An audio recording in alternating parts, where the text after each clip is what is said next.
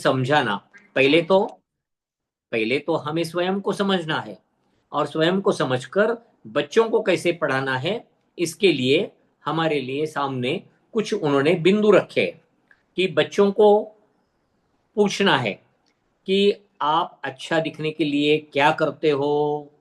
कोई कहेगा हम स्नान करते हैं, कोई कहेगा हम मेकअप करते हैं, कोई कहेगा हम अच्छे अच्छे कपड़े पहनते हैं, कोई कहेगा अच्छे अच्छे आभूषण पहनते हैं, वगैरह वगैरह। तो यहाँ पर जो आभूषण शब्द आएगा, वो आभूषण हम आत्मा के आभूषणों के रूप में समझना, हमें सम्यक दर्शन, सम्यक ज्ञान, सम्यक चरित्र। तो उसका संबंध जोड़ने के लिए हम बच्चों को प्रश्न पहला पूछ रहे हैं कि अच्छा दिखने के लिए, शरीर अच्छा दिखने के लिए आप क्या क्या करते हो। तो शरीर के साथ फिर आत्मा भी तो अच्छी दिखने के लिए क्या करना चाहिए, उसका उत्तर बाद में। लेकिन यहाँ पर पहला प्रश्न उनको पूछना है कि आपका शरीर अच्छा दिखे, आपका रूप निखर कर आए, आप बड़े सुंदर दिखे, इसके लिए आप क्या क्या करते हो। भाई हम ये बातें करते हैं, उनके पास से ही निकाल लेना है।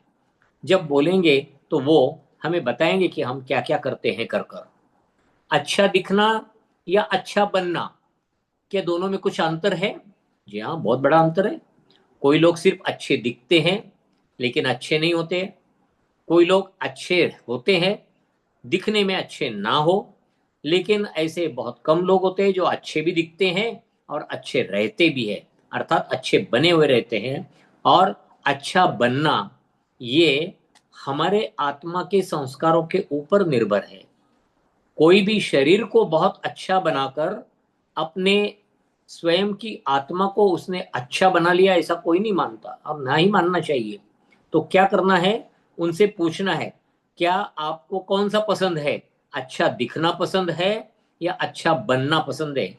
अगर अच्छा दिखना पसंद है तो बनने में क्या अंतर है, अच्छा बनना पसंद है तो अच्छे दिखने में क्या अंतर है। अच्छा दिखना बाहरी सजावट, अच्छा दिखना क्या है, शरीर की बाहरी सजावट। और अच्छा बनना है अंदर से, मन की सजावट। उसके साथ साथ में आप ले सकते हो आत्मा की भी सजावट।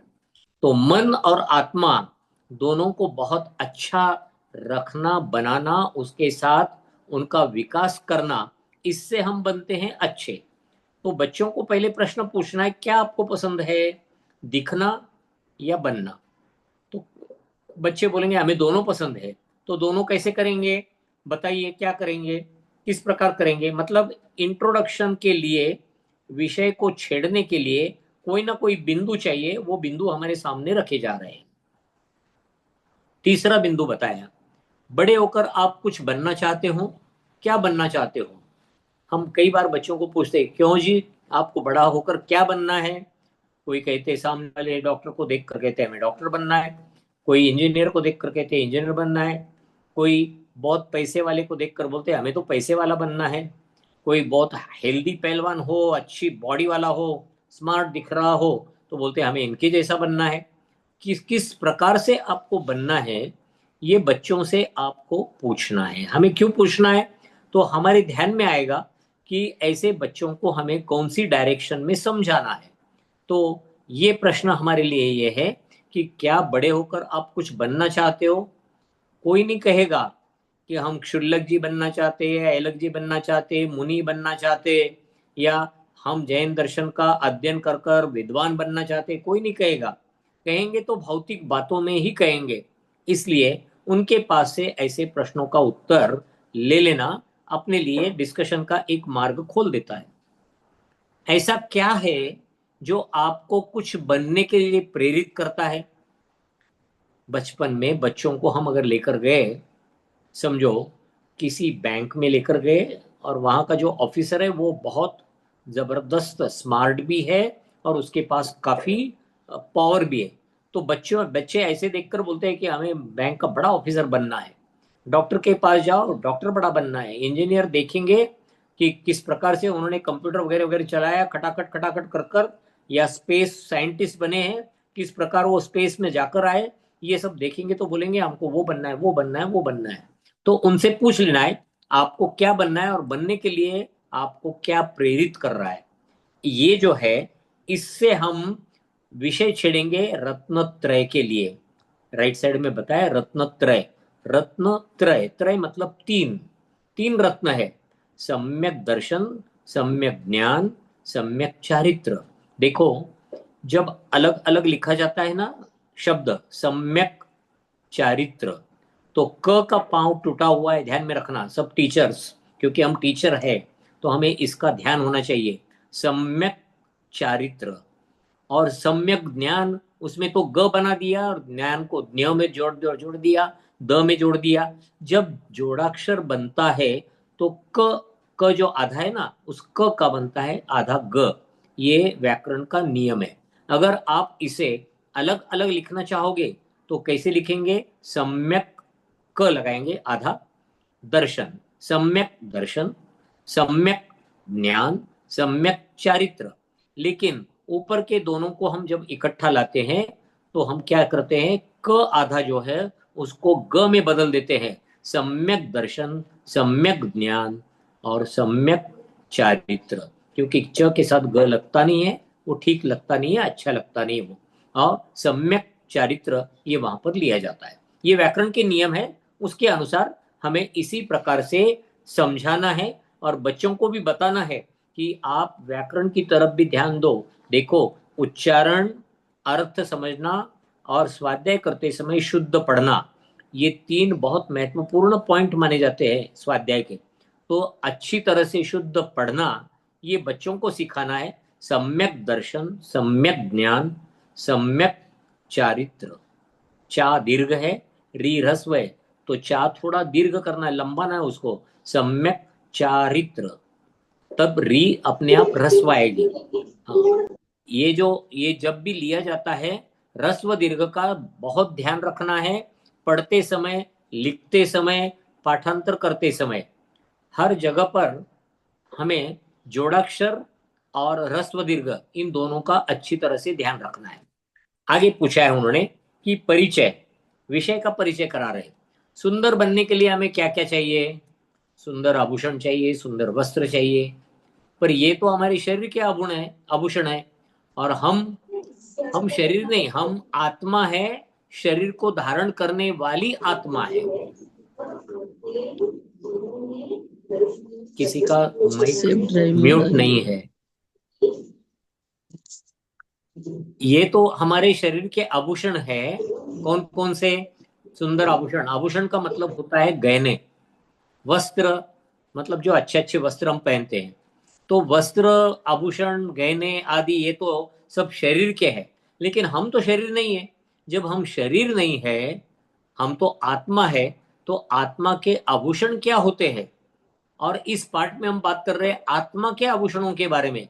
ज्वेल्स ऑफ सोल, ये जो है इसमें बताया गया है। बेसिक मतलब मूल दृष्टिकोण से अंतर, शरीर के आभूषण अलग है। यहाँ बताए उस महिला के बदन पर अलग अलग सामने रखे हुए कई प्रकार के आभूषण बताए। लेकिन जो आत्मा है और आत्मा के जो आभूषण होते हैं, वो आभूषण तो सिर्फ तीन ही है। सम्यक दर्शन, सम्यक ज्ञान, सम्यक चारित्र। ये तीनों आभूषण माने जाते हैं हमारी आत्मा के। और ये जब आत्मा में आभूषण रहेंगे तो वह आत्मा बेहिसाब अत्यंत अनमोल बन जाती है। अनमोल आत्मा बन गई वो। कब? जब उसके पास ये तीन आभूषण आएंगे। कौन से तीन आभूषण है? सम्यक दर्शन, सम्यक ज्ञान, सम्यक चारित्र। तो ये तीन रत्न कहलाए जाते हैं। रत्नत्रय। देखो, कुछ लोग उच्चारण करते रत्नत्रय। रत्नत्रय नहीं करना उच्चारण। हम टीचर्स है, हमारा उच्चारण जैसा होगा बच्चे वही सीखेंगे। रत्नत्रय नहीं बोलना। रत्न पर, न पर जोर दिया तो त्रय आपको उच्चारण करने में आसान रहेगा। रत्नत्रय, इसका उच्चारण करते समय अगर हम रत्नत्रय करेंगे तो न आधा बीच में लगा, उसका अर्थ होता है नहीं। जो तीन रत्न नहीं है, अर्थ ही बदल जाता है। नहीं, रत्नत्रय। तो रत्नत्रय का उच्चारण करने का अच्छी तरह से अभ्यास कर लेना चाहिए। गलत उच्चारण हमारा नहीं हो, बच्चे वही सीखेंगे। तो रत्नत्रय नहीं, रत्नत्रय। न पर जोर देकर बोलना है। नियम यह है, जोड़ाक्षर में जो पहले का अक्षर होता है उसके ऊपर जोर देकर बोला जाता है। क्यों? उसका भी व्याकरण का नियम है, कभी समय मिला तो हम उसको देखेंगे। अब जीवन के तीन आभूषण है। क्या क्या दिए तीन आभूषण उन्होंने? ये तीन आभूषण दे दिए तो तीन कदम उन्होंने कहा अपने लक्ष्य की ओर। लक्ष्य की ओर, लक्ष्य मतलब क्या? देखो उन्होंने कहा है किसी को डॉक्टर बनना है, डॉक्टर बनना है तो वो अपने लक्ष्य तक कैसे पहुंचेगा, उसका जो एम है वो कैसे पूरा करेगा, किस प्रकार से वो डॉक्टर की डिग्री हासिल करने में कामयाब बनेगा। तो उन्होंने कहा पहले लक्ष्य में विश्वास रखो, क्या मुझे यही बनना है। अगर मुझे डॉक्टर ही बनना है तो मुझे डॉक्टर बनने के अलावा अन्यत्र कहीं ध्यान नहीं देना चाहिए। दूसरी बात, डॉक्टर बनना ही है, ये मेरा आत्मविश्वास होना चाहिए। आत्मविश्वास बड़ी चीज है यहां पर। तो समर्पण के साथ विश्वास। समर्पण मतलब क्या? जो भी करना है बस मेरा लक्ष्य प्राप्त करने के लिए ही करना है। मैं भले ही फोर्थ फिफ्थ स्टैंडर्ड में स्टडी करूं, मैं भले ही एट नाइन्थ टेंथ स्टैंडर्ड में स्टडी करूं, तो मैं वहां पर भी मुझे मेडिकल में एडमिशन लेने के लिए कौन से सब्जेक्ट्स की जरूरत पड़ेगी, उस सब्जेक्ट की तैयारी मैं शुरू से करूंगा। अर्थात लक्ष्य जहां पर है, टारगेट, टारगेट हमारा है डॉक्टर बनना, तो वो टारगेट जो दिया गया है अपना स्वयं के लिए, उसमें पहले तो विश्वास करना है कि हाँ मुझे यही बनना है और मैं बनकर रहूंगा। और उसके लिए क्या करना है? अपना पूरा समर्पण देना है। समर्पण का अर्थ होता है हर क्रिया उसके ही लिए करनी है, हर प्रकार की क्रिया। तो ये ध्यान में रखना है कि लक्ष्य में विश्वास, पहले तो लक्ष्य बनाइए और फिर उसमें अपना पूरी तरह से आत्मविश्वास रखिए। आत्मविश्वास रखने के बाद पूरा समर्पण उसके लिए, अब बाकी कुछ नहीं। ठीक। अब दिया उसमें आगे कि आपको समर्पण तो करना है, मतलब कैसे करेंगे आप? कैसे डॉक्टर बनेंगे? डॉक्टर बन भी गए लेकिन आवश्यक ज्ञान नहीं रहा तो क्या करेंगे? तो ज्ञान हमारे पास होना बहुत जरूरी है। जैसे रोगी की बीमारी का ज्ञान, जिसे हम कहते हैं डायग्नोसिस। अगर डॉक्टर ने डायग्नोसिस नहीं किया तो वो क्या समझाएगा और क्या मेडिसिन देगा, और क्या उसे डायग्नोसिस के लिए उसकी पुष्टि करने वाले इन्वेस्टिगेशन क्या करना है, कैसे करना है, ये समझ में नहीं आएगा। तो सब कुछ ज्ञान, मतलब बीमारी का भी ज्ञान, औषधि का ज्ञान, ये डॉक्टर का कार्य कर पाएंगे कि नहीं कर पाएंगे? नहीं कर पाएंगे। क्यों? क्योंकि कार्य का ज्ञान नहीं है। तो इसलिए उन्होंने कहा पहले तो डॉक्टर बनते समय पूरा ज्ञान प्राप्त करो, उसमें विश्वास रखो। यही ज्ञान मेरे जो पास आने वाले पेशेंट्स अर्थात रोगी है उनको दुरुस्त करेगा। जब हमारा विश्वास है तो विश्वास के साथ ज्ञान भी है। अब ज्ञान होने के बाद हम क्या कर रहे हैं, उसका आगे का बिंदु दिया है, कार्य को करना। क्या कार्य को करना है? मान लीजिए हमें पूरा विश्वास है कि हमें डॉक्टर बनना है और उस क्षेत्र का ज्ञान भी है, लेकिन हम वो काम नहीं करते हैं और हम क्या कर रहे हैं, किसी और विषय की तरफ लग गए हैं। कौन से विषय में लगे हैं? जैसे फोटोग्राफी है, म्यूजिक है, और कुछ है, या फिर कादम्बरी वगैरह लिखने का कार्य है। ये ऐसे कार्यों में अगर हम लग गए तो हमें डॉक्टरी पेशे में सफलता प्राप्त नहीं होगी। तो इसलिए जो कार्य स्वीकारा है उसके लिए हमारा डेडिकेशन होना चाहिए, मतलब पूरा समर्पण होना चाहिए। और ये समर्पण हमारा होना इसके लिए जरूरी है कि कार्य का ज्ञान लेकर उसी कार्य को करते रहना। इस तरह से हम ये कह सकते हैं कि नीचे का बताइए जरा, सबसे नीचे का, कि हम कह सकते हैं किसी भी कार्य में सफलता के लिए तीन बातें आवश्यक है। दीदी, दीदी जरा कार्य को करना उसके नीचे बताइए।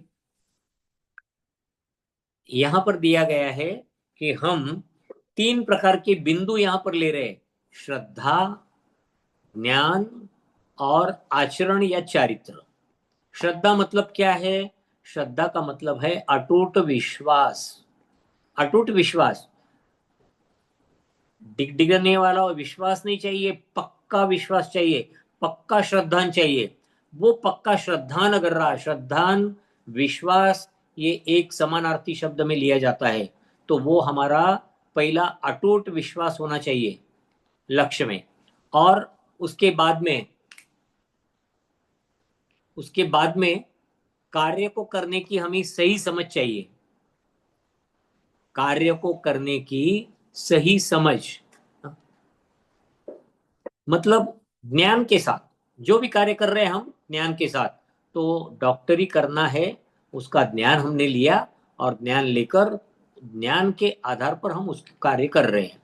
और वो करते समय जो भी करना है वो कार्य हमारा लक्ष्य की प्राप्ति है। अच्छा, डॉक्टर भी बने तो लक्ष्य क्या है डॉक्टर का? कि मेरे पास आने वाले जो दुखी रोगी है उनको मैं रोग मुक्त करूं, ये उसका आज लक्ष्य है। तो उस लक्ष्य के लिए उसे अपना स्वयं का काम करना पड़ेगा। तो वो स्वयं का काम करना पड़ेगा, इस प्रकार से हमें ध्यान में लेना है। अब थोड़ा सा हम इसके साथ में थोड़ा पेशेंट्स के बारे में, पेशेंट के दृष्टिकोण से सोचे। किसी पेशेंट को रोग मुक्त होना है, उसको अपना स्वयं का रोग हटाना है, क्या करेगा वो तो पहले मार्केट में इंक्वायरी करेगा, भाई मेरा ऐसा ऐसी बीमारी है, ये ठीक करने वाले डॉक्टर कौन है, अच्छे डॉक्टर कौन है, फलाने फलाने 1 2 3 4 नाम। फिर उनकी मालूमात ली, मालूमात लेने के बाद मालूम पड़ा नहीं नहीं यही डॉक्टर अच्छे हैं, इनके पास जाए। तो पहले तो हमने निश्चित कर लिया कौन से डॉक्टर के पास जाना है, और जाना है क्यों जाना है, क्योंकि वो अच्छे करेंगे। तो हमारा श्रद्धान बहुत महत्वपूर्ण है कि ये डॉक्टर मुझे ठीक करेंगे। तो वो पहला हुआ श्रद्धान। जाने के बाद हम डॉक्टर को अपनी बीमारी बताते हैं, और डॉक्टर भी हमें उस बीमारी के आधार पर चेक करता है। तो दोनों का ज्ञान, हमने दिया हुआ अपनी बीमारी का ज्ञान और डॉक्टर के स्वयं के ज्ञान का एप्लीकेशन के माध्यम से उस ज्ञान को इस ज्ञान के साथ जोड़कर हमारे रोग का निदान करने का ज्ञान, ये दूसरा नंबर का बिंदु हुआ। और फिर डॉक्टर कहेंगे हमें, देखो तुम्हें ये हुआ है, ऐसा ऐसा हुआ है, क्या करना पड़ेगा, आपको ऐसी ऐसी दवाइयां करनी पड़ेगी, ऐसे ऐसे परहेज रखने पड़ेंगे, ऐसा ऐसा आपको ऐसे समय में सोना पड़ेगा, ऐसे समय में उठना पड़ेगा, ऐसी ही बातें आप कर सकते हो, यही काम कर सकते हो, दूसरा नहीं, वगैरह वगैरह।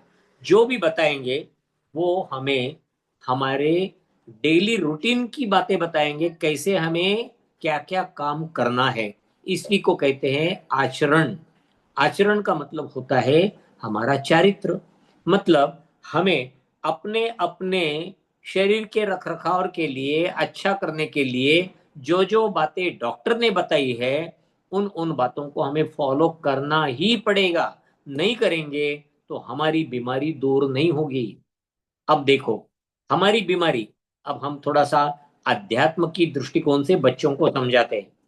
हमारी बीमारियां, भौतिक शरीर की बीमारियां तो बहुत ज्यादा है, लेकिन अब हमारी जो बीमारी है आत्मा के दृष्टिकोण से, वो बीमारी ये है कि हमें जन्म, जरा और मरण, जन्म, जन्म होना, उसके बाद बुढ़ापा आना, बुढ़ापे में बहुत तकलीफ होती है, और बुढ़ापा आने के बाद मरण होता है, मरण होने के बाद फिर जन्म होता है, फिर बुढ़ापा, फिर मरण, फिर जन्म, ये साइकिल चल रहा है।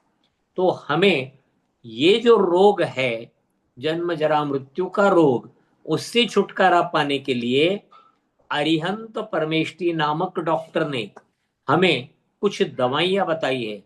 और उन दवाइयों में हमारे लिए भी दवाइयां लेने से पहले 3 बातों को जान लेना अत्यंत जरूरी है। सम्यक दर्शन, सम्यक ज्ञान, सम्यक चारित्र। यहां पर जो शब्द सम्यक शब्द आया है, जो सम्यक क शब्द आधा आएगा, सम्यक का अर्थ होता है समीचीन। समीचीन मतलब यथा योग्य, जैसा होना चाहिए वैसा ही। ये महत्वपूर्ण है। ये शब्द अगर अच्छी तरह से ध्यान में लिया तो बाकी की बातें आसान हो जाएगी। सम्यक का अर्थ क्या है? सम्यक का अर्थ है समीचीन। समीचीन लिखेंगे कैसे? समीचीन, मी दीर्घ ची दीर्घ न, समीचीन। ये समीचीन का मतलब होता है सर्वांग से सही, सभी ओर से परफेक्ट, यथार्थ, उसे कहते हैं समीचीन। और जो समीचीन श्रद्धा होती है, सब ओर से सही श्रद्धान जो होता है, उसका नाम होता है सम्यक दर्शन। देखो यहां पर दर्शन शब्द से हमारी गड़बड़ी हो सकती है, और कई बार जब भी हम समझाते हैं लोगों को, या जब भी स्वाध्याय में चर्चा भी करते हैं हम, तो दर्शन शब्द के अर्थ अलग अलग जगह पर अलग अलग अर्थ है। जैसे हम बोलते हैं कि बौद्ध दर्शन में ऐसा ऐसा कहा है, हिंदू दर्शन में ऐसा कहा है, जैन दर्शन में ऐसा कहा है। यह दर्शन का मतलब हुआ तत्व ज्ञान, या तत्व ज्ञान का आया विषय। हम दूसरा लेते हैं, हम जब गए तो हमारे मित्र के बड़े काल के बाद दर्शन हुए, बड़ा आनंद हुआ हमारा। अब इसमें दर्शन का मतलब हुआ उनको देखना। हमारे मित्र को हमने बड़े काल के बाद, बड़े समय के बाद देखा तो आनंद हुआ। ये जो दर्शन है ये देखने के दृष्टिकोण से। और ये जो तीसरा है, दर्शन मतलब श्रद्धान। श्रद्धान का मतलब होता है कि हमारा उन पर अटूट विश्वास, ये जो कहेंगे वही मेरे लिए सही है और उसी के आधार पर मेरा कल्याण होगा। ये जो अपने मन में धारणा लेकर हम जो अपना अटूट श्रद्धान बनाते हैं, वह भी बिल्कुल सच्चे देव, सच्चे शास्त्र, सच्चे गुरु आदि के प्रति, आगे आएगा विषय वो, तो तब जाकर हम कहते हैं कि इसे कहा जाता है सम्यक दर्शन। सम्यक दर्शन अब सबसे महत्वपूर्ण ये स्टेप है। सम्यक दर्शन रहा तो आगे की सब बातें पॉसिबल। सम्यक दर्शन नहीं तो बिल्कुल पॉसिबल नहीं। जब डॉक्टर पर ही विश्वास नहीं है तो उसकी दवाई पर क्या विश्वास होगा, और उसने कही हुई बातों पर क्या विश्वास होगा। और ना हम दवा लेंगे, ना हम अपना आचरण उसके समान रखेंगे, तो हमारा रोग दूर होने का कोई संबंध आता ही नहीं। इसलिए सबसे पहले महत्वपूर्ण बात है हमारा सही श्रद्धान, समीचीन श्रद्धान। अब ये समीचीन श्रद्धान के लिए उन्होंने क्या दिया है, उन्होंने कहा है मोक्ष पाने के लिए तीन बातें तो आवश्यक है, सम्यक दर्शन, सम्यक ज्ञान, सम्यक चारित्र। बिल्कुल। और इन तीनों की एकता चाहिए है, ऐसे नहीं कि अलग अलग। सिर्फ सम्यक दर्शन हुआ तो हमारे लिए मोक्ष मिल जाएगा, सम्यक ज्ञान हुआ तो मोक्ष मिल जाएगा, सम्यक चरित्र हुआ, सिर्फ सिर्फ सम्यक चरित्र हुआ तो हमें मोक्ष मिल जाएगा। नहीं नहीं, ऐसा नहीं है। क्रम से, और तीनों एक साथ। एक साथ मतलब जब तक एकत्रित नहीं आते तब तक। पहला तो होता है सम्यक दर्शन। सम्यक दर्शन रहा तो सम्यक ज्ञान होगा, सम्यक दर्शन नहीं रहा, सम्यक ज्ञान नहीं होता। दर्शन के साथ, श्रद्धा के साथ ही अपना ज्ञान आता है। तो उन्होंने बताया किसी कार्य के प्रति दृढ़ विश्वास होना, यह कार्य मेरे लिए हितकर या उपयोगी है, इसके अलावा और दूसरा कुछ भी उपयोगी नहीं होगा, ऐसा जब विश्वास रहेगा अटूट, तब उसे श्रद्धा कहते हैं। लेकिन वो श्रद्धा सम्यक कब बनेगी, तो टॉप मोस्ट लक्ष्य ध्यान में लेने के पश्चात। लक्ष्य यदि मोक्ष का हो तब ही वह श्रद्धा सम्यक यानी समीचीन, परिपूर्ण कहलाएगी। क्योंकि उसके अलावा और कोई भी बड़ा लक्ष्य नहीं है, और दूसरा कुछ भी जीवन का लक्ष्य हमारे लिए जिसे हम कहेंगे बेनिफिशियरी, ऐसा नहीं है। तो यहां पर उन्होंने दिया है कि श्रद्धा सम्यक तब होती है जब लक्ष्य मोक्ष हो। यहां पर मोक्ष के बजाय हम ये भी कह सकते हैं हमारे आत्मा के सच्चे स्वरूप को प्राप्त करना, उसी का नाम मोक्ष है और कुछ नहीं। तो वो मोक्ष है लक्ष्य हमारा। यानी जीवन मोक्ष को पाना ही अगर मेरे जीवन का लक्ष्य है और कुछ भी नहीं रहा, तो उसे हम सम्यक दर्शन कहेंगे। आसान परिभाषा। क्या परिभाषा है सम्यक दर्शन? सही श्रद्धान। सही श्रद्धान क्या है? हमारा श्रद्धान मोक्ष पाने का ही हो। इस सही श्रद्धान को हम यहाँ पर सम्यक दर्शन कहते हैं। इसमें कैसे होगा, क्या होगा, वो विषय आगे आएगा। लेकिन पहला बिंदु दिया गया है कि हमारे लिए जब श्रद्धा हमारी मोक्ष पाने की श्रद्धा हो, मुझे कुछ नहीं चाहिए, मुझे मोक्ष ही चाहिए और मोक्ष पाने में ही मेरा कल्याण है, ये जब तक मेरा श्रद्धा नहीं है तब तक हम सम्यक दर्शन की ओर बढ़े नहीं है। तो सम्यक दर्शन पहला बिंदु, पहली सीढ़ी, जिसे हम कहते हैं कि यह मोक्ष की प्राप्ति करना ही हमारा लक्ष्य होना चाहिए, तब कहलाता है वो सम्यक दर्शन। खैर, उन्होंने कहा इसकी आवश्यकता क्या है। उन्होंने कहा किसी भी कार्य के प्रति, किसी भी कार्य के प्रति दृढ़ होना। आपके यहाँ थोड़ा अलग भी है, मेरे पास जो किताब आई उसमें थोड़ा अलग है, लेकिन ले लेते हैं। किसी कार्य के प्रति दृढ़ विश्वास होना कि यह कार्य ही मेरे लिए हितकर या उपयोगी है, इसके अलावा और कुछ भी उपयोगी नहीं या हितकर नहीं, ये श्रद्धा सम्यक श्रद्धा है, जब मोक्ष के लिए वो होगी। है, श्रद्धा की आवश्यकता क्या है। उन्होंने कहा कार्य की सफलता श्रद्धा पर निर्भर करती है। जैसे मुझे मुंबई को जाना है, कोपरगांव से मुंबई की ओर जाना है, या अपने अपने गांव से नजदीक के बड़े शहर की ओर आपको जाना है, तो आपको पता चाहिए मालूम कि कौन सी दिशा में है, कितना काल लगेगा, कितना अंतर है, सब जानकारी ली आपने। और फिर नहीं नहीं, मुझे वहां पर पहुंचना ही है, वहां पहुंचना ये मेरा उद्देश्य है। तो ये बना आपका पहली स्टेप, जो कहेंगी कार्य की सफलता श्रद्धा पर निर्भर करती है। तो आपको विश्वास है कि वहां पहुंचने के बाद ही मेरा कल्याण होगा, तो यह कार्य ही मेरे लिए अच्छा है। तो हमें वह कार्य पूरी लगन के साथ करना चाहिए, और उसके बाद ही हम अपने लक्ष्य को प्राप्त कर सकेंगे। यहां पर यह ध्यान में लेना है कि बच्चों को श्रद्धा समझानी है, ये बड़ा कठिन विषय है। कठिन विषय को आसान कर कर समझाना है। उसमें हमें क्या लेना पड़ेगा, हमें पहले बताना पड़ेगा तीन बातें। श्रद्धा किसे कहते हैं, ज्ञान किसे कहते हैं, और आचरण किसे कहते हैं। और फिर हम कहेंगे सही श्रद्धान। सही श्रद्धान होता है सम्यक दर्शन। और फिर उसकी आवश्यकता क्यों है, तो उसकी आवश्यकता हमें इसलिए है कि वही हमें उस पॉइंट तक पहुंचाएगा कि वह कार्य मेरे लिए अच्छा है, तो मैं उसको अपनी लगन के साथ करूंगा, तो लक्ष्य को मैं प्राप्त करूंगा।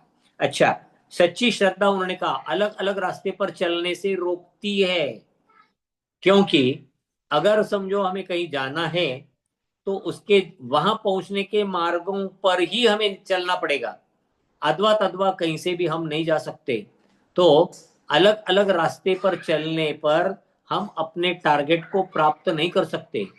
तो एक ही रास्ता है, बस उसी रास्ते पर हमें चलना पड़ेगा, तो ही हमें वो टारगेट प्राप्त होगा। जैसे उन्होंने कहा है, यदि सच्ची श्रद्धा नहीं है तो आप अलग अलग दिशाओं में प्रयास करोगे, और अपने एक जो निर्धारित लक्ष्य है वो हमारा चूक जाएगा। नहीं, मतलब श्रद्धा ने ये पक्का होना चाहिए कि मैं इस दिशा में जाऊं तो इसी दिशा में इतने इतने किलोमीटर अंतर पर मेरा डेस्टिनेशन है, मुझे वहां पहुंचने के लिए यही मार्ग है। ये मार्ग अगर यही है कर कर हमारा श्रद्धान है, तो उसी का नाम है सम्यक दर्शन। उसी को हम कहते हैं सही श्रद्धान। और ये सही श्रद्धान सिर्फ एक ही दिशा में होता है, अलग अलग दिशा में तो नहीं होगा, अलग अलग रास्ते नहीं होंगे, रास्ता तो एक ही होता है। तो निर्धारित लक्ष्य अगर प्राप्त करना है, तो मालूम करें वहां पहुंचने का सही रास्ता कौन सा है। एक बार मालूम पड़ गया यही रास्ता है, तो बस वो श्रद्धान पहले रखना पड़ेगा। ज्ञान की बात नहीं आई यहां पर, श्रद्धान पहले करना पड़ेगा। यही रास्ता मुझे अपने डेस्टिनेशन तक लेकर जाएगा, बस खत्म। ये श्रद्धा हुआ, अब बेशक उस पर आप आगे बढ़ते चलो, उसकी मालूमात निकालो, कहा क्या है, वहां क्या जाकर क्या मिलेगा, कैसा मिलेगा, क्या नहीं, वो सब मालूमात निकालो, ज्ञान, और वहां जाने का प्रयास करो, आचरण करो, वह हुआ चारित्र। तो इस प्रकार सबसे पहला बिंदु आया है श्रद्धा की आवश्यकता, सम्यक दर्शन की आवश्यकता। उन्होंने कहा जिसकी श्रद्धा कार्य के प्रति, ऊपर ले जरा, जिसकी श्रद्धा कार्य के प्रति दृढ़ होती है वह किसी भी विपरीत परिस्थिति में उस लक्ष्य को छोड़ता नहीं। जिसे कहा गया है एडवर्सिटी। कितने भी विरुद्ध परिणाम या विरुद्ध बातें हमारे सामने खड़ी हो जाए, कोई भी डर बताए, कोई भी हमें गुमराह करने की कोशिश करे, अरे कौन से रास्ते पर जा रहा है, वहां रास्ते जाने से नहीं आप पहुंचोगे, आप तो वहां जाओगे, नहीं नहीं, हमने मालूमात निकाली, वही यही रास्ता मुझे लेकर जाएगा, मेरा श्रद्धान है, कोई कितना भी भटकाए नहीं भटकेंगे। तो विपरीत परिस्थिति में भी हम अपने लक्ष्य को छोड़ेंगे नहीं। समझो पांव हमारे बहुत दुख रहे हैं, रास्ते पर चढ़ते चढ़ते हमें सम्मेद शिखर जी के पार्श्वनाथ टोक पर पहुंचना है, और मालूम है ये रास्ता ऐसा है, कितने भी पांव दुखने दो, कितनी भी तकलीफ होने दो, बीच में विश्राम लेंगे, लेकिन वो मार्ग नहीं छोड़ेंगे। कोई कहेगा उधर से गए तो भी जाएंगे, उधर से गए तो भी जाएंगे, नहीं, हमें मालूम है यही रास्ता हमें वहां लेकर चलेगा, उसी रास्ते से जाना है। ये श्रद्धान बना लिया तो श्रद्धान के साथ सब काम आसान। जब श्रद्धान सही होता है तो ज्ञान और चरित्र अपने आप आएंगे, लेकिन श्रद्धान नहीं हुआ तो ज्ञान और चरित्र नहीं आएंगे। उदाहरण के लिए, जैसे हमारी बीमारी दूर करना है, तो हमारी बीमारी दूर करने वाले सही डॉक्टर कौन से हैं? बस यही डॉक्टर मेरी बीमारी दूर करेंगे। हमने पूरा श्रद्धान उन पर रख दिया, फिर उन्होंने कहा देखो आपको ये हुआ है, ऐसा ऐसा बातों की आपको करने की आवश्यकता है, ये उन्होंने दी हुई जानकारी, ज्ञान, और फिर वो कहेंगे उसके लिए आपको ये लेना है, ये करना है, ये नहीं खाना, ये खाना है, ऐसी बातें बताएंगे। उस प्रकार से हम रहेंगे, उस प्रकार से कार्य करेंगे, वो हमारा आचरण है। तो यहां पर जो हमें बताया गया है कि अगर सही श्रद्धा नहीं रहा तो ज्ञान और चारित्र हमारा कोई काम नहीं। किसके पास, किसी के पास बहुत ज्यादा ज्ञान है, आजकल गूगल है ना, बीमारियों का ज्ञान बहुत मिल जाता है, लेकिन जो ज्ञान डॉक्टर के पास होगा वो जरूरी नहीं कि गूगल पढ़कर हमारे पास वो ज्ञान आ जाए, क्योंकि कोई छोटी बातें हम मिस कर जाते हैं, चूक जाते हैं, और वहां पर वो सही मार्ग हमें अपनाने नहीं देता, हम मार्ग से भटक जाते हैं। तो यहां पर वो कह रहे हैं कि श्रद्धा रखो सम्यक दर्शन। ये श्रद्धा रखना है कि यही मार्ग मुझे डेस्टिनेशन तक ले जाएगा। सही श्रद्धा रखा, हमारे लिए सम्यक दर्शन की प्राप्ति वहां पर हो जाएगी। सम्यक दर्शन की प्राप्ति हुई तो ज्ञान और चारित्र भी होगा। सम्यक दर्शन के बिना ज्ञान चारित्र नहीं होते। ये अत्यंत महत्वपूर्ण बिंदु है, इसको हमें समझना है। क्या बताया है? सम्यक दर्शन, सही श्रद्धान, समीचीन श्रद्धान, सबसे पहला महत्वपूर्ण बिंदु। इस बिंदु को हम समझेंगे तो अपने आप आगे की सब बातें आसान हो जाएगी। हमें कुछ नहीं करना, हमें क्या करना है भाई, डॉक्टर ने बताया उस प्रकार से वो टाइम को दवा लेना है। उनने कहा ये खाते जाइए, ऐसे व्यायाम करिए, ऐसे इस प्रकार से रेस्ट करिए, ये काम हमने किए, अपने आप हमारी बीमारी दूर। हमें कुछ लेना देना नहीं वो दवाई कैसे कर रही काम, वो किस प्रकार का व्यायाम किस प्रकार के स्नायुओं पर क्या असर डालता है, वो नहीं मालूम है, कोई दिक्कत नहीं, कोई अफसोस नहीं उसका। लेकिन डॉक्टर पर श्रद्धा होना बहुत जरूरी रहेगा, नहीं तो बीमारी दूर नहीं होगी। यहाँ डॉक्टर मतलब सच्चे देव शास्त्र गुरु, उन पर श्रद्धा सही रखा तो ही हमें सच्चा ज्ञान मिलेगा, जिसे हम कहेंगे सम्यक ज्ञान, और उसके आधार पर हम हमारा आचरण रखेंगे तो उसे कहेंगे सम्यक चारित्र। तो किसके बिना ज्ञान चारित्र नहीं है? श्रद्धा के बिना ज्ञान चारित्र कभी नहीं हो सकते। और ये भी ध्यान में रखना कि किसी ने श्रद्धा नहीं रखा लेकिन ज्ञान मिलाने की कोशिश की, चारित्र बनाने की कोशिश की, शून्य। क्योंकि एक अंक अगर रहा उसके आगे आप एक भी शून्य लिखेंगे तो 10 बनेंगे, दो शून्य लिखे तो 100 बनेंगे, लेकिन एक का अंक लिखा नहीं और शून्य आप 10 लिख रहे हो, कीमत कितनी? शून्य ही है, उसकी कीमत कोई नहीं। इसलिए सम्यक दर्शन बहुत जरूरी है। श्रद्धा नहीं है कोई फायदा नहीं, कोई फायदा नहीं, कितना भी ज्ञान हमारे पास रहने दो और कितने भी हम अच्छे बर्ताव करने वाले रहने दो, सही श्रद्धा नहीं है तो कोई फायदा नहीं, ना उस ज्ञान की कीमत, ना उस चारित्र की कीमत। खैर, आगे क्या बताया उन्होंने, देखो कि श्रद्धा की परीक्षा करना है। क्या कह दिया? श्रद्धा की परीक्षा। ऐसा नहीं है शब्दों से कह दिया, नहीं भाई, मेरा इस कार्य के प्रति ऐसे ऐसे डेस्टिनेशन प्राप्त करने के लिए जो बताया गया उस पर मेरी श्रद्धा है, इसी पर मेरी श्रद्धा है। क्या सही में श्रद्धा है? कैसे हम फाइनल करेंगे कि हाँ मेरी श्रद्धा सही है या नहीं? गहरी होती है और सच्ची होती है तो श्रद्धा सही है, तो उसकी परीक्षा करो। कैसी परीक्षा करना? उन्होंने कहा, एक कहानी से हम समझते हैं। क्या बताया है कहानी में? उन्होंने कहा कि सच्ची श्रद्धा में व्यक्ति का सिर्फ एक ही लक्ष्य होता है। क्या? मुझे मोक्ष भी चाहिए, और उसके साथ में क्या चाहिए? नहीं, मुझे धन संपत्ति भी चाहिए। सच्ची श्रद्धा में ऐसा नहीं होता। आप कुछ तो भी एक मांगो। क्या दिया उन्होंने, देखो। सेठ जी है, सेठ जी भगवान से रोज प्रार्थना कर रहे, हे भगवान मुझे मोक्ष दे दो, हे भगवान मुझे मोक्ष दे दो। तो भगवान का आदेश उनको आ गया, सेठ जी के सपने में भगवान आए और क्या बोले, आज से 10वें दिन तुझे मोक्ष मिलेगा, लेकिन तेरे सभी पुत्र, तेरी फैक्ट्री, तेरा पैसा, सब कुछ एक एक एक करके खत्म हो जाएंगे, ये उनको कहा गया। तो फिर बोले सेठ जी, अरे भगवान, अरे भगवान, मुझे ऐसा मोक्ष नहीं चाहिए, ये तो बहुत महंगा हो गया, मेरे तो पुत्र भी गए, मेरी संपत्ति भी गई, और फिर मोक्ष मिलेगा, नहीं मुझे नहीं चाहिए। क्योंकि वो खुद घबरा गए। क्यों? क्योंकि बेटा भी जा रहा है, संपत्ति भी जा रही, दोनों भी बहुत प्रिय, प्राणों से प्रिय, नहीं चाहिए। तो उन्होंने कहा, मेरी धन संपत्ति, पुत्र भी बने रहे और मोक्ष भी हो जाए, ऐसा मुझे कुछ मार्ग दो। सेठ जी आगे बोले, अब इसके लिए आगे देखते हैं कि क्या समझाया जा रहा है। उन्होंने कहा है कि विश्व में अनेक धर्मों को मानने वाले लोग हैं। धर्म अलग अलग है, मालूम है हमको। मुस्लिम धर्म है, क्रिश्चियन धर्म है, हिंदू धर्म है, बौद्ध धर्म है, जैन धर्म है, ये सब अनेक धर्मों को मानने वाले लोग हैं।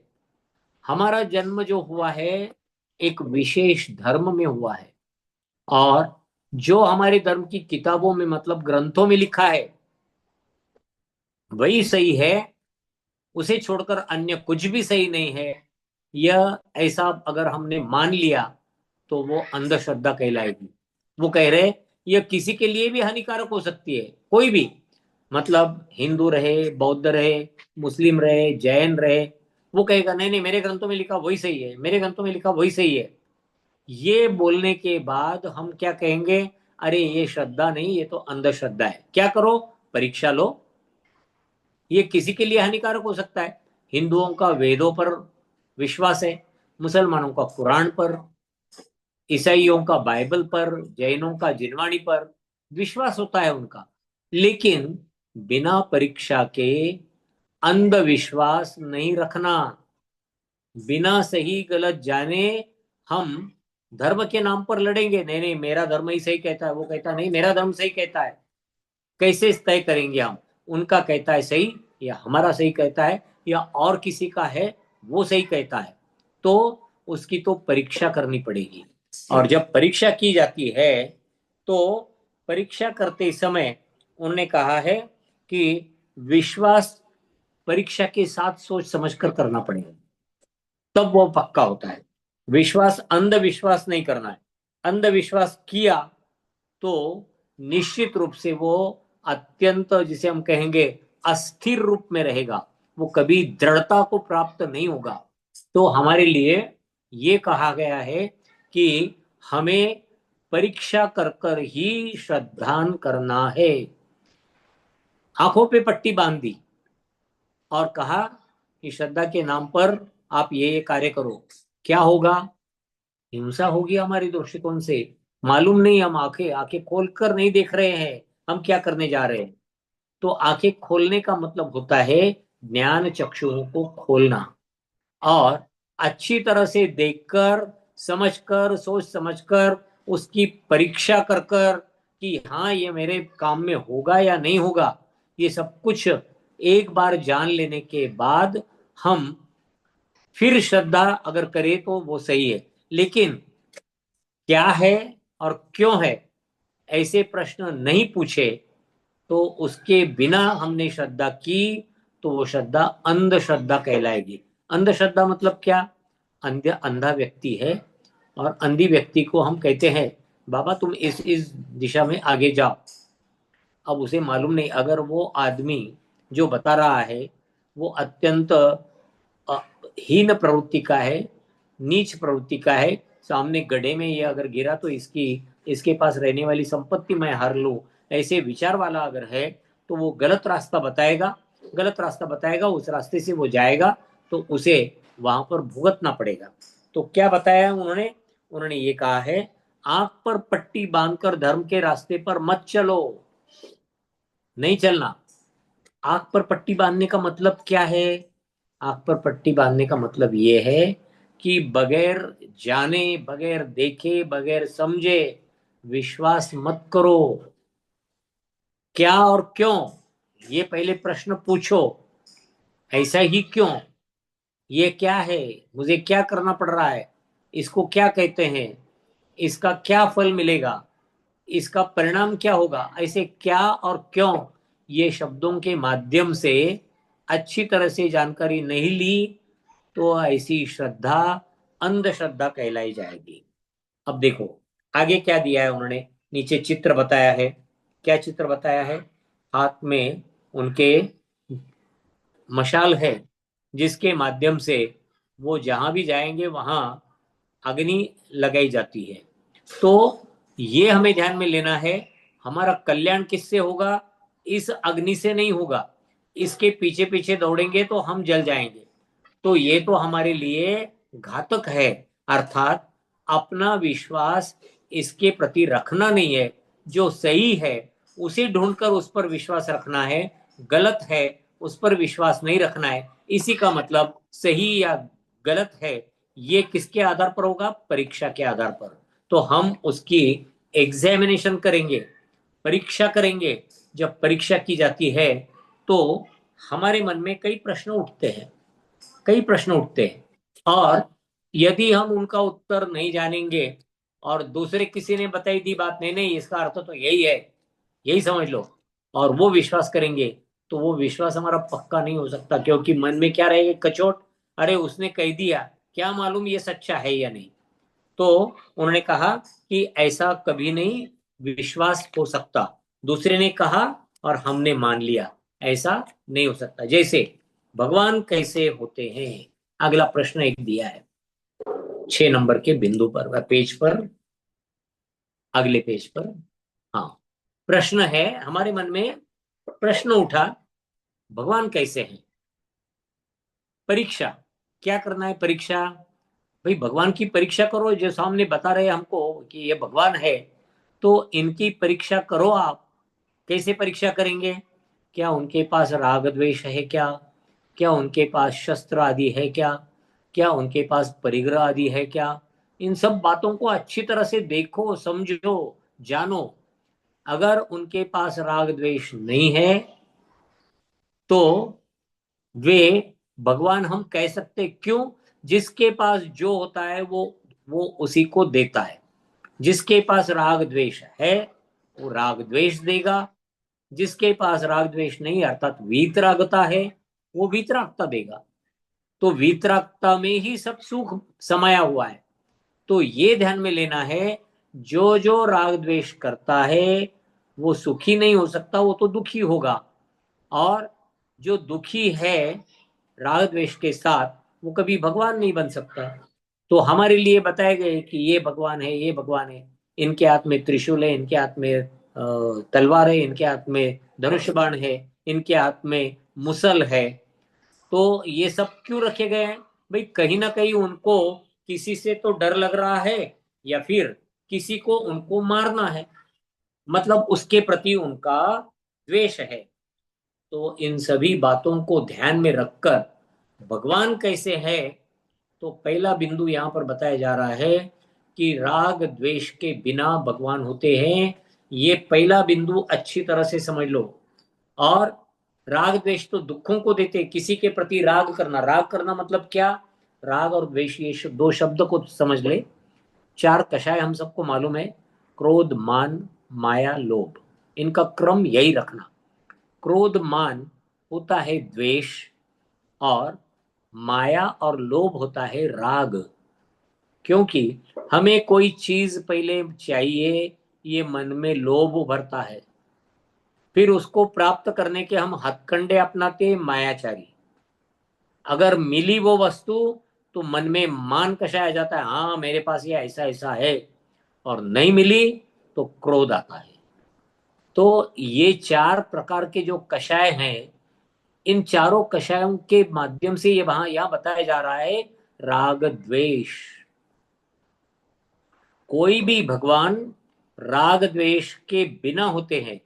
जिनके पास राग द्वेष है उनके पास भगवत्ता नहीं है, वो भगवान नहीं है।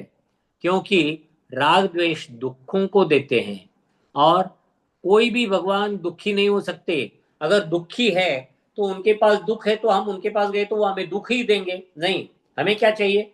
हमें तो सुख चाहिए, ऐसा सुख जो कभी समाप्त ना हो। तो इसके लिए हमें ये ध्यान में लेना है, भगवान दुखी नहीं है, रागी द्वेषी नहीं है, और वे राग द्वेष के बिना भी है और सुखी भी है। ये दोनों भी बिंदु यहाँ पर ध्यान में रखना है। तो पहला निष्कर्ष हमारा पहली परीक्षा से क्या निकला? किसी भी वस्तु से राग द्वेष रखने वाला भगवान नहीं हो सकता। ये पहला बिंदु हमें दिया है। दूसरा उदाहरण बताया उन्होंने। दूसरे उदाहरण में देखिए, माँ ने कहा ठंड में स्वेटर पहनो नहीं तो बीमार हो जाओगे। जब स्वेटर पहना तो बीमार नहीं पड़े, माँ की बात सुन ली, बीमार नहीं पड़े। लेकिन माँ की बात नहीं सुनी और स्वेटर नहीं पहना तो ठंड लगेगी, सर्दी होगी, उससे कई प्रकार के इन्फेक्शन होंगे, हो सकता है ब्रोंकाइटिस, निमोनाइटिस भी आपको हो जाए, तो बीमार हो गए। तो पहले इस बात पर श्रद्धा हो गई कि ठंड में स्वेटर पहनना चाहिए, ठंड से बचने के लिए स्वेटर पहनना चाहिए। तो ये अगर हमारे ध्यान में आ गया कि अगर ठंड से बचना है तो स्वेटर पहनो, वैसे ही कुछ बातें हैं। क्या दिया है देखो, प्रश्न एक दिया है, उस प्रश्न को लेकर हम रुकेंगे।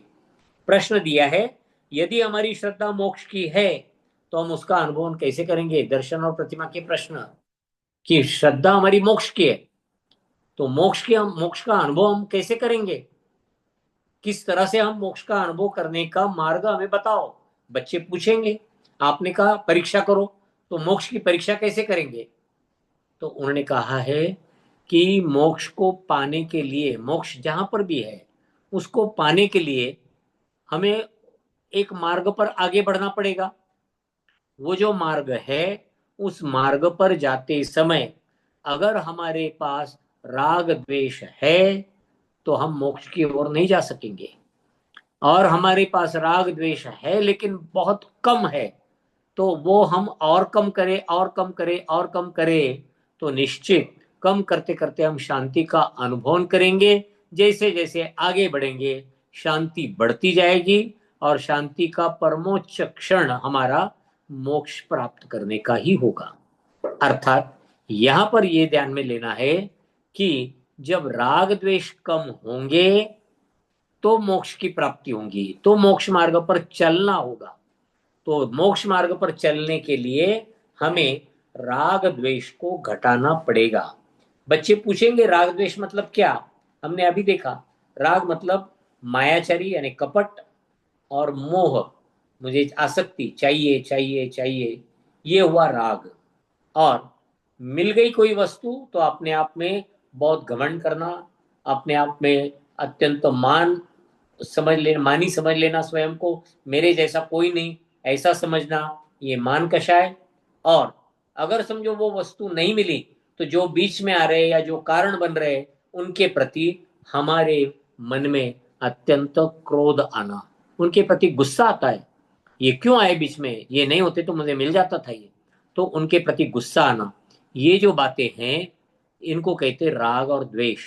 तो राग और द्वेष का कम करना ये मोक्ष मार्ग की ओर बढ़ाने का एक अत्यंत महत्वपूर्ण मार्ग है।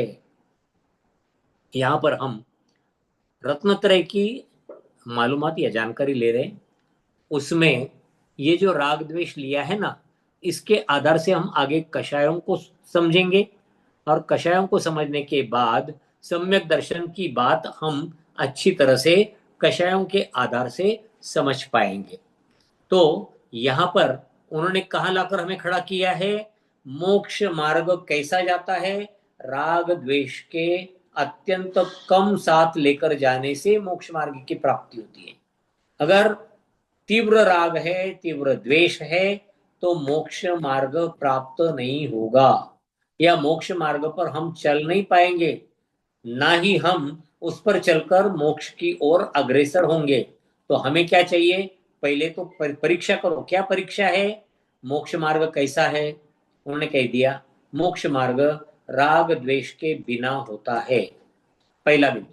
अगर राग द्वेष रहा तो क्या होगा? नहीं, मोक्ष मार्ग नहीं मिलेगा। नहीं मिलेगा तो क्या होगा? मोक्ष की ओर हम जा नहीं पाएंगे।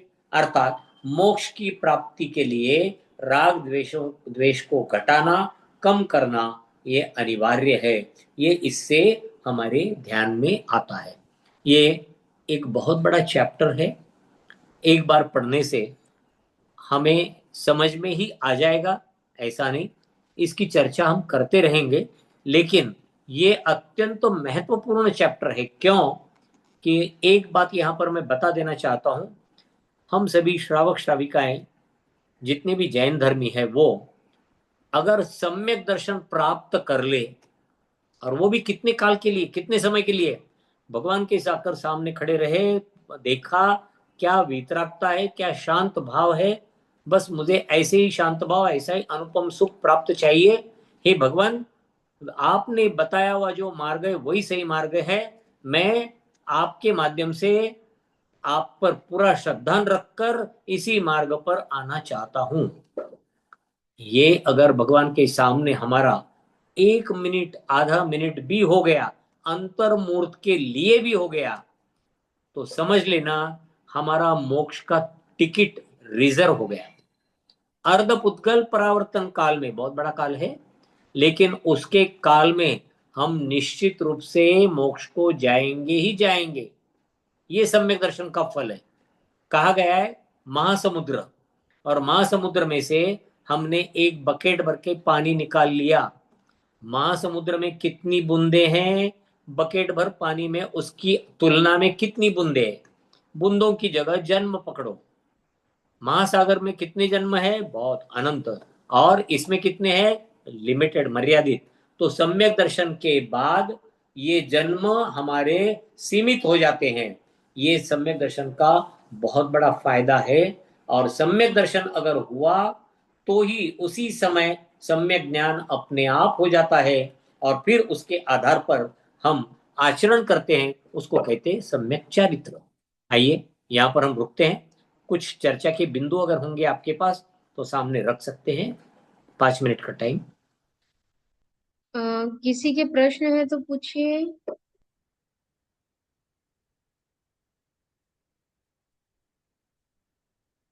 पंडित जी, एक प्रश्न आया है। बच्चे पूछते हैं, मोक्ष में भगवान कुछ नहीं करते, एक ही जी, जगह रहते हैं, तो वे बोर नहीं होते?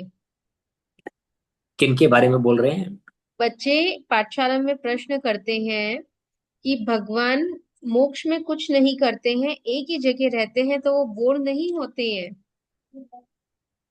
उनका कहना यह है कि वो दुखी होते हैं। बोर होना मतलब दुखी होना। तो इसका उत्तर यह है कि हमें भगवान के सुख की कल्पना नहीं है। भगवान के सुख की कल्पना के लिए एक बार हमने विषय छेड़ा था, उसको वापस अभी समझते हैं। चर्चा में उसको ध्यान मिले, बच्चों को उसके माध्यम से समझाए। दुनिया के सभी मनुष्यों का सुख इकट्ठा किया तो भी चक्रवर्ती के सुख के, 1 मिनट के सुख के भी बराबरी नहीं कर सकता, एक क्षण के भी सुख की बराबरी नहीं कर सकता। सभी चक्रवर्तियों के सुख का, जितने चक्रवर्ती असंख्यात, उनका सुख इकट्ठा किया तो भी उनके सुख की, उनका सुख भोग भूमि के जीव का, उत्तम भोग भूमि के जीव का सुख की बराबरी नहीं कर पाएगा। सभी भोग भूमिया जीवों का सुख इकट्ठा लिया तो उनका सुख सौधर्म इंद्र के एक समय के सुख के बराबर नहीं होगा।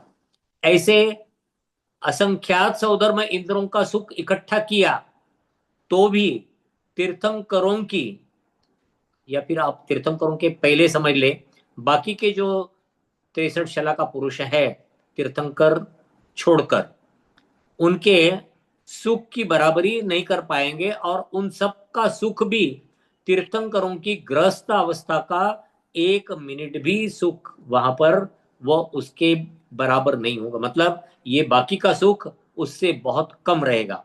और तीर्थंकरों का तब कल्याणक होने के बाद जैसे उनको केवल ज्ञान प्राप्त होता है तो उनके सुख की कल्पना हम कर नहीं सकते, क्योंकि उनको केवल दर्शन, केवल ज्ञान, अनंत सुख, अनंत वीर्य, इनकी उनको प्राप्ति हो जाती है।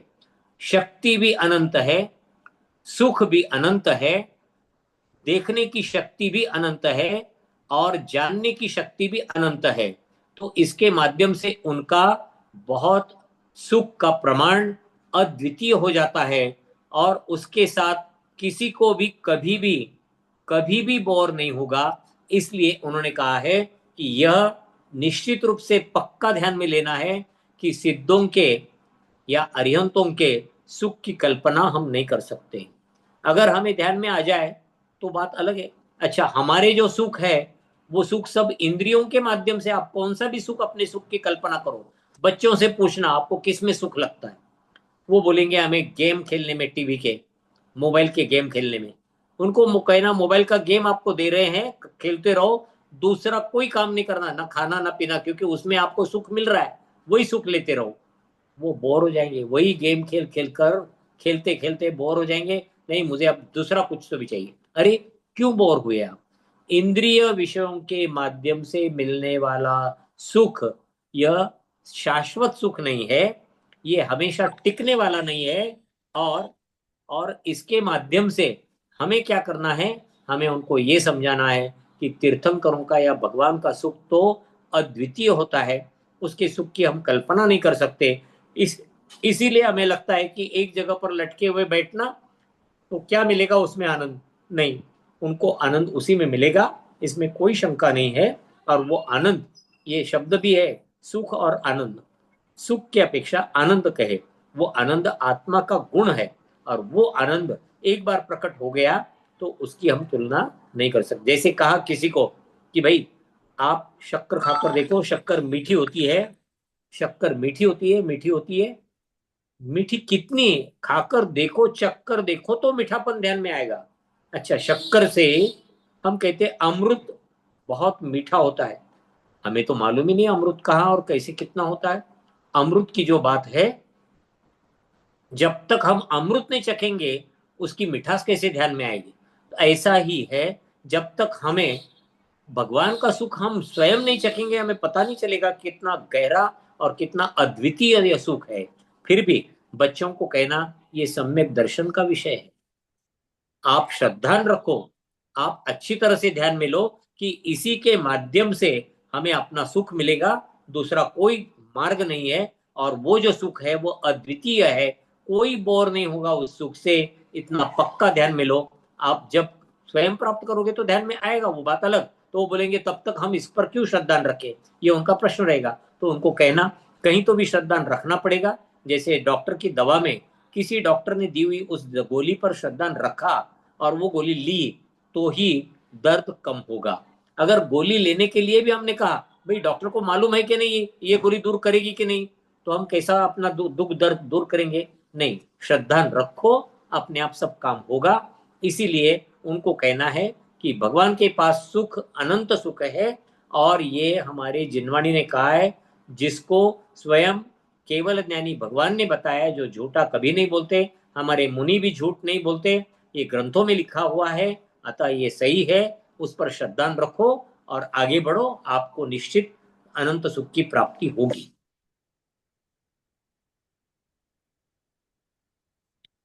अलका जी जैन मदुरई से, मेरा अनुरोध है कि वे अपना प्रश्न पूछे। हाँ, जय जिनेन्द्र पंडित जी। जय जिनेन्द्र। अ, जैसे अभी आप बोल रहे हैं कि अनंत सुख है, लेकिन अरहंत मतलब सिद्ध अवस्था है, वहां तो ना सुख और दुख, निर्विकल्प अवस्था है ना। ना उनको सुख की अनुभूति है, ना दुख की अनुभूति है। किसी चीज का विकल्प ही नहीं, उन्हें कुछ चाहिए ही नहीं ना। नहीं, देखो देखो, जो सुख और दुख की अनुभूति शब्द आप इस्तेमाल कर रहे हो वो साता वेदनीय असता वेदनीय के कारण से, बराबर है, हम्म। उसी के हम्म। माध्यम से बोल रहे हैं आप। और हाँ वो जी। कर्म तो नष्ट हो गया, तो हाँ। फिर ना सुख, ना साता का अनुभव, ना असाता का अनुभव। हाँ। तो फिर आत्मा में गुणधर्म क्या है? यह आत्मा का गुणधर्म है, सुख यह आत्मा का गुण है। आत्मा में ही अनंत सुख है, जिसको आवरण करता है मोहनीय कर्म। ध्यान में रखना, हम्म। मोहनीय कर्म आवरण करता है हमारे अनंत सुख का।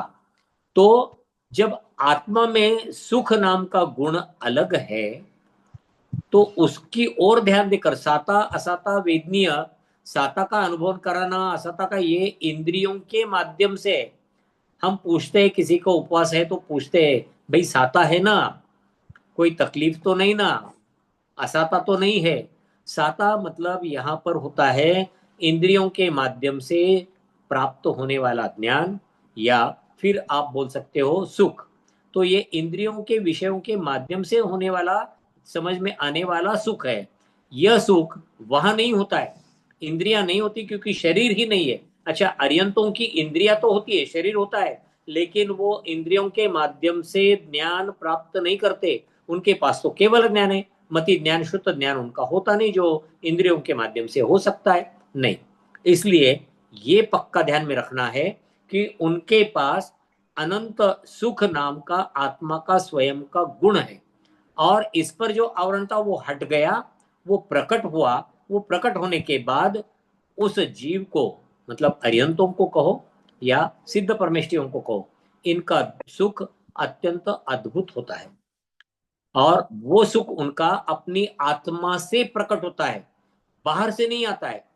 किसी बाहर की वस्तु से आया हुआ सुख मर्यादित रहेगा, जब तक बाहर की वस्तु तब तक सुख, वो समाप्त हो गई, सुख समाप्त। यह वैसा नहीं है, यह अनंत शक्ति है, अनंत सुख है, और उसको जानने की और देखने की भी अनंत शक्ति, अनंत ज्ञान, अनंत दर्शन, ये भी उसके साथ में है। ये सब मिलकर जब भगवान के पास ये गुण होते हैं, तो उसके माध्यम से उनका अनंत सुख अपने आप प्रतिध्वनित होता है। ये इंद्रिय या कर्म सापेक्ष नहीं है, ये आत्मा का गुण है। इसको ध्यान में लेना है, तब हमें उसका उत्तर ध्यान में आएगा। जी, धन्यवाद पंडित जी।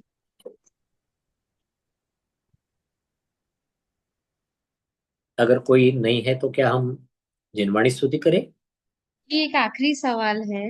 हाँ। सभी धर्म अपने पाठ का पालन करते हैं, तो वे अपने धर्म के सम्यक दर्शी हैं क्या? सम्यक दर्शन ज्ञान चारित्र अपने धर्म में ही है क्या? देखो, सबसे पहले बात ये ध्यान में लेना, सम्यक दर्शन की व्याख्या, समीचीन श्रद्धान, समीचीन, ऐसा श्रद्धान जिसके माध्यम से सिर्फ मेरा ही नहीं, मेरे साथ सभी जीवों का कल्याण हो। सभी जीवों का कल्याण करने वाला श्रद्धान ही समीचीन श्रद्धान है। अन्य धर्मियों के पास अगर समीचीन श्रद्धान है, ऐसा आप मानते हो, या उस उनके अपने तत्वों को मानने से उनके पास सम्यक दर्शन आ गया, तो क्या उनके उनके तत्व सभी जीवों को कल्याण करने वाले हैं क्या? पहला बिंदु आप देख लेना, इसकी बलि दी तो हमें ये प्राप्त होगा, या फिर इसको मार डालो क्योंकि वो तुम्हारे तत्वों को नहीं मानता, या फिर हम कहते करुणाशील प्रज्ञा, लेकिन स्वयं मांस भक्षण करते, मछलियां खाते हैं, कैसा है ये? नहीं, ये समीचीन श्रद्धान होना चाहिए। समीचीन मतलब किसी भी ओर से प्रश्न करो, वो यही बताने वाला होना चाहिए, इस मार्ग से जाने पर ही हर जीव का कल्याण होगा, हर जीव का। यहाँ पर सिर्फ मैं ही नहीं, या मेरे साथ पढ़ने वाले मनुष्य ही नहीं, कोई भी जीव, जैसे कोई तिर्यंच जीव भी उस मार्ग से जा रहा है, तो भी उसका कल्याण होगा। इसे कहते हैं समीचीन श्रद्धान। और जो जो समीचीन श्रद्धान रखता है उसका ही कल्याण होगा। समीचीन श्रद्धान बताने वाला सिर्फ आत्मधर्म है। मैं यहाँ पर जैन धर्म शब्द इस्तेमाल नहीं कर रहा हूँ, मैं कहूँगा आत्मधर्म है। और आत्मधर्म बताया है हमारे तीर्थंकरों ने, क्योंकि उन्होंने वो प्राप्त किया है। जब उन्होंने वो प्राप्त किया है तो वो उसका स्वरूप बताएंगे। हर हर प्राणी को हर प्राणी को सुखी रखने का मार्ग सिर्फ जैन धर्म ही बताता है, अन्य कोई धर्म नहीं बताता। अन्य धर्म सिर्फ एक एक जीव मनुष्यों के लिए ही आपको ये सुख देगा, आपको ये सुख देगा। क्या मछली को काट कर खाओ तो आपको रसनेन्द्रिय के माध्यम से सुख मिलेगा, तो मछली का क्या हुआ? नहीं, ये बात नहीं हो सकती। इसलिए किसी भी अन्य धर्मियों का अपने अपने धर्म पर श्रद्धान रखना समीचीन नहीं होगा। वो समीचीन नहीं कहलाएगा, वो श्रद्धान अंधश्रद्धान कहलाएगा। अंधश्रद्धान कभी भी हमें सम्यक दर्शन की प्राप्ति नहीं कराता है। सम्यक दर्शन की प्राप्ति अगर नहीं है तो सम्यक ज्ञान नहीं, सम्यक चारित्र भी नहीं, तीनों नहीं है तो मोक्ष की प्राप्ति यानी अनंत सुख, अनंत वीर्य, इनकी भी प्राप्ति नहीं। ये 100% सच और सच ही है। इसलिए ध्यान में ये रखना है कि समीचीन श्रद्धान, सम्यक दर्शन का अर्थ होता है समीचीन, सभी ओर से, किसी भी एंगल से देखो, हर एक का कल्याण होना चाहिए। आप मुझे बता देना किसी भी जिनवाणी का वाक्य कि जो कहता है तो ऐसे ऐसे जीवों का अकल्याण होता है, जीवों को दुख पहुंचता है, जीवों का नाश होता है या उनको तकलीफ पहुंचती है। एक भी वाक्य जिनवाणी का नहीं है। इसीलिए उस पर श्रद्धान रखना, समीचीन श्रद्धान, सम्यक दर्शन, उसी के आधार पर जितना भी ज्ञान है सम्यक ज्ञान, और इन दोनों के आधार से जो जो हमारा आचरण रहेगा उसे सम्यक चारित्र कहते। इसकी पूर्णता को हम कहते हैं मोक्ष, बाकी कुछ नहीं। आपका ज्यादा समय ना लेते हुए आज का अंतिम प्रश्न, अर्धपुद्गल परावर्तन कल किसे कहते हैं? जी हाँ, बहुत अच्छा प्रश्न है। देखो, हमारे लिए ये कहा गया है कि हम अनादिकाल से इस विश्व में भटक रहे हैं। कभी तिर्यंच गति, कभी मनुष्य गति, कभी देव गति, कभी नरक गति। हम कई प्रकार के जीव जंतु कई प्रकार के बने, अनंत बार बने, असंख्यात बार बने। अब उसमें से उन्होंने 5 प्रकार के परावर्तन लगाए, पंच परावर्तन। उस पंच परावर्तन में से एक आता है अर्धपुद्गल परावर्तन। ये क्या है? तो हमने शरीर धारण किया, अभी शरीर बनता है पुद्गलों से, पौद्गलिक वर्गणाओं से हमारा शरीर बनता है। अभी हमारा शरीर बना है औदरिक पौद्गलिक वर्गणाओं से। जब देव या नारकी रहेंगे तो वैक्रिक वर्गणाओं से बनता है, तिर्यंच है तो औदरिक वर्गणाओं से बनता है। तो ये जो वर्गणाएं हैं जो हम कह रहे हैं यहाँ पर, तो उसके माध्यम से हमारे शरीर बनते जा रहे हैं। तो ये जो हमारा शरीर बनने का जो कारण बनता है मूल पुद्गल परमाणु, तो दुनिया में, विश्व में, पूरे विश्व में जहां जहां हम उत्पन्न हुए वहां वहां सब तरफ जितने भी पुद्गल परमाणु है उनकी संख्या अनंत अनंत। तो इस विश्व में रहने वाले सभी पुद्गल परमाणुओं को हम क्रमशः स्वीकारे और छोड़े, शरीर बनाए उसे, स्वीकारे शरीर बनाए छोड़े, स्वीकारे शरीर बनाए छोड़े, ऐसा करते समय सभी पुद्गल, दुनिया का कोई पुद्गल का परमाणु शेष बचा नहीं जिसको हमने शरीर बनाकर ग्रहण नहीं किया, तो उसे कहते हैं पुद्गल परावर्तन। और उसका आधा काल कहता है अर्ध पुद्गल परावर्तन। बहुत बड़ा काल है, बहुत बड़ा काल है। दुनिया में कितने अणु है, कितने परमाणु है, उनसे बनने वाले स्कंद कितने हैं, उनको हम क्रमशः ग्रहण करें और क्रमशः ग्रहण कर कर उसके माध्यम से हमारा शरीर बनता जाए। ये तो सिर्फ शरीर की बात हुई। कर्म वर्गणा, नो कर्म वर्गणा, उसके लिए भी पुद्गल परमाणु होते हैं। तो कर्म, नो कर्म, शरीर आदि सब के लिए जितनी पुद्गल वर्गणाएं हम ग्रहण करते हैं, कर्मों की अलग, नो कर्मों की अलग, तो इनको क्रमशः ग्रहण करना और समाप्त करना, छोड़ना, वापस दोबारा ग्रहण करते समय नहीं, वापस दोबारा ग्रहण करते समय नहीं, ऐसे करते करते करते विश्व में जितनी भी ये परमाणुओं की संख्या है, स्थूल रूप में बता रहा हूं मैं, सूक्ष्म रूप में नहीं, तो उन सबको हमने ग्रहण करना और उस ग्रहण करने में जितना काल लगेगा वो है एक पुद्गल परावर्तन, उसमें जो आधा काल लगेगा समझो लगभग, उसे कहते हैं अर्ध पुद्गल परावर्तन। और ये बहुत बड़ा काल है। हमारे पास 3 प्रकार की संख्याएं आती हैं, संख्यात, असंख्यात, अनंत। हम और आप जो मति ज्ञानी श्रुत ज्ञानी हैं, जिन संख्याओं को जानते हैं वो है संख्यात। मनपर्य ज्ञानी और अवधि ज्ञानी जिन संख्याओं को जानते हैं उनको कहते हैं असंख्यात। और सिर्फ केवल ज्ञानी भगवान जानते हैं पूर्णता, उसको कहते हैं अनंत। तो ऐसे ऐसी बड़ी संख्या जिसको अवधि ज्ञानी, मनपर्य ज्ञानी, मुनि महाराज जानते हैं, या केवल ज्ञानी भगवान तो जानेंगे ही, उतना लंबा काल जिसके बाद हमें नियमित रूप से मोक्ष की प्राप्ति होगी, उसे कहते अर्ध पुद्गल परावर्तन काल। ये सम्यक दर्शन प्राप्त होने से लेकर मोक्ष प्राप्ति तक का काल माना जाता है। पहली बार सम्यक दर्शन प्राप्त हुआ तो अर्ध पुद्गल, अधिक से अधिक, उत्कृष्टता से उत्कृष्ट, ये कितना भी कम हो सकता है, 1 2 भव, 3 भव, 4 भव भी हो सकते, वो बात अलग। लेकिन ये अर्ध पुद्गल परावर्तन काल कितना बड़ा है, इसमें करोड़ों करोड़ों भव होंगे, नहीं बोल सकते, असंख्यात भव होंगे। और उसके बाद वह जीव यथा योग्य रत्नत्रय की प्राप्ति कर कर नियम से मोक्ष को जाएगा।